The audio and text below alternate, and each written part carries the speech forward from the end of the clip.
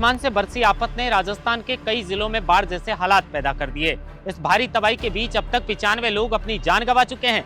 मौसम विभाग ने आने वाले कुछ घंटों के लिए कई जिलों में भारी बारिश का अलर्ट भी जारी किया है। हालातों को देखते हुए कई जिलों के अंदर सरकारी कर्मचारियों की छुट्टियां रद्द कर दी, तो कहीं पर बच्चों की सुरक्षा को देखते हुए स्कूल की छुट्टियां कर दी गई।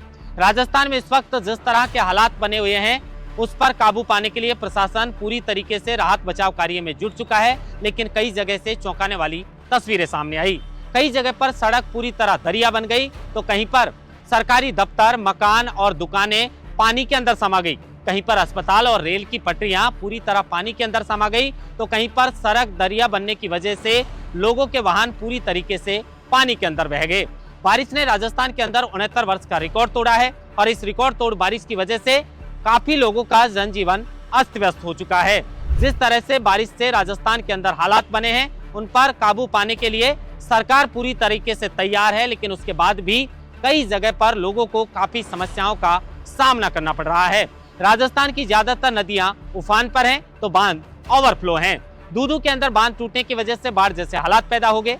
राजस्थान के अंदर पूर्वी राजस्थान के धौलपुर, भरतपुर, करौली सहित दौसा और उसके अलावा जयपुर, सवाई माधोपुर, झुंझुनू, सीकर ये ऐसे जिले हैं जिनमें भारी बारिश का अलर्ट अभी भी जारी है। बीकानेर के अंदर पानी जो है वो इतना बह रहा था कि सड़क पूरी तरह दरिया बन गई और एक महिला स्कूटी के साथ बह जाती है।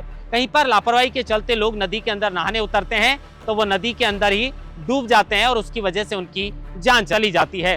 जिस तरीके से मौसम विभाग ने आने वाले कुछ घंटों के लिए अलर्ट जारी किया है, सावधान रहने की जरूरत है, सतर्क रहने की जरूरत है और आसमान से बरसने वाली इस आफत का सामना करने के लिए प्रशासन के साथ हमें भी तैयार रहने की जरूरत है। सवाल लेकिन ये भी खड़ा होता है कि आखिर सड़क किस तरीके से दरिया बन जाती हैं?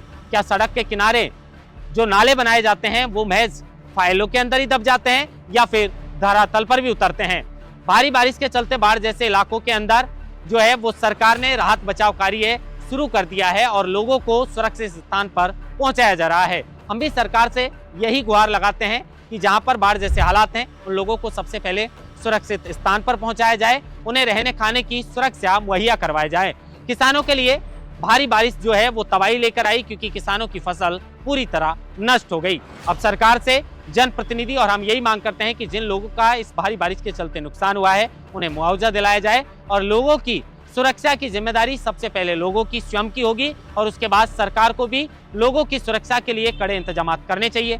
सरकार ने सुरक्षा के लिए और लोगों को राहत बचाव कार्य के लिए एसडीआरएफ और एनडीआरएफ की जो टीमें हैं उन्हें मैदान में उतारी है और कई जगह पर सरकार ने जो है वो सेना को भी मैदान में उतार दिया है। सेना भी लोगों को बचाने के लिए लगातार प्रयास कर रही है। राजस्थान के कई इलाकों में बाढ़ जैसे हालात पैदा हो चुके हैं और इस तबाही के बीच अब तक राजस्थान में भारी बारिश के चलते आकाशीय बिजली गिरने की वजह से 95 लोग जो हैं वो अपनी जान गंवा चुके हैं। इनमें कई लोग ऐसे भी हैं जो नहाने के लिए नदियों में उतरते हैं, लापरवाही करते हैं और उसके बाद वो उस हादसे का शिकार हो जाते हैं। आने वाले कुछ घंटों के लिए जिस तरीके से मौसम विभाग ने हाई अलर्ट जारी किया है, सावधान रहने की जरूरत है, क्योंकि बारिश फिर से आफत बनकर बरस सकती है और कई इलाकों में फिर से बाढ़ जैसे हालात बन सकते हैं। महेंद्र मास्टर, लोकमत हिंदी, जयपुर।